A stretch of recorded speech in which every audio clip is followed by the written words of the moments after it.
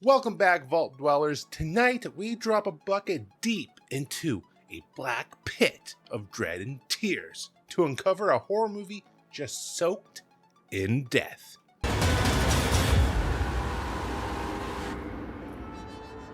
This is The Well, a 2023 indie horror film that most never even heard of at the surface. But beneath its quiet release lies a cursed, atmospheric, blood-soaked nightmare that deserves to be remembered.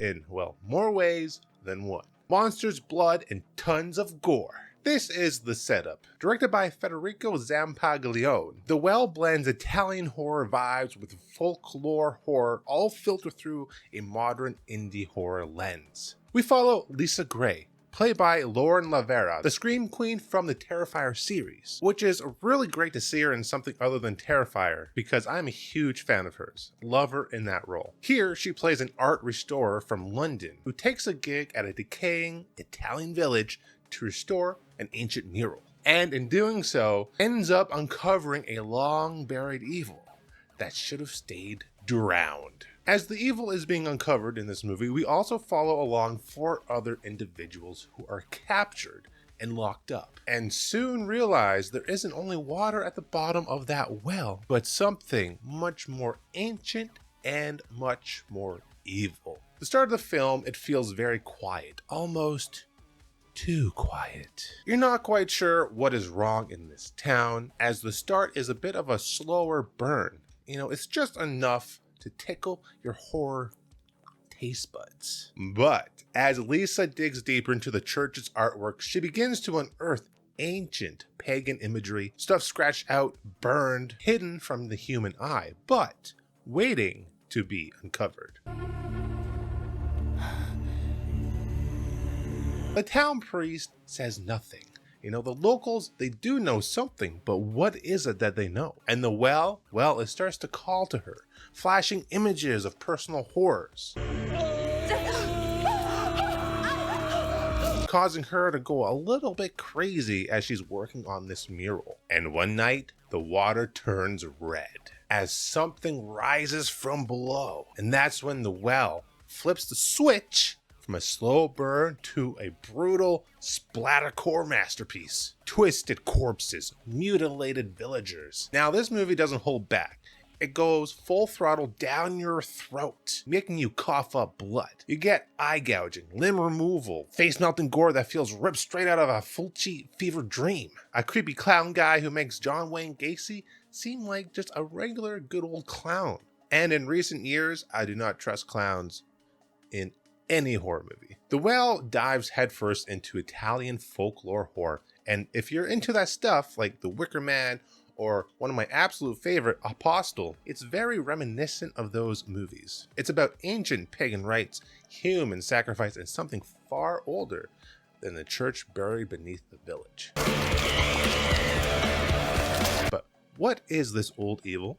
Is it a ghost? Is it a demon? None of those, but a twisted, disgusting creature. A manifestation of a blood curse, one called the Well Witch. She is a malformed, half-human nightmare that crawls out with nails like rusted razors and eyes as black as rot. She's primal, she's pissed, and oh boy is she hungry. Now the question on your mind, I'm sure, is why should I check out this movie? Well, let me talk a little bit more about this movie. The Well barely made a ripple in the mainstream horror scene because it's not your typical horror movie that, you would see today. Feels like an Italian indie horror movie.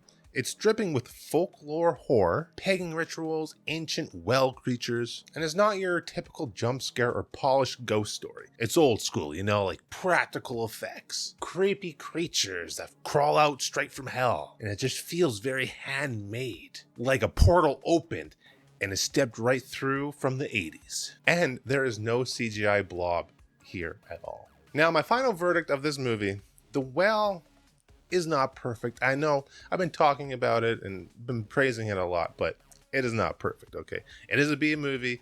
Some of the acting is uneven. The pacing is a bit off in places, and not all the effects land. And at some points, you do realize that you're watching a B horror movie. And if you're not a B horror movie fan, then you'll notice it. But if you're like me and you are a fan of B horror movies, then this won't affect your viewing of the movie. But damn if it doesn't ooze atmosphere, brutality, and dread in a way so many modern horror movies forget. Movies today are all about the jump scare. It doesn't take time to build up the atmosphere. And a lot of horror movies, they get lost in the modern day CGI fiasco when it comes to effects. This movie feels handmade, like it was carved in stone and soaked in centuries of fear. The gore is pretty intense at times, like the classic grindhouse films.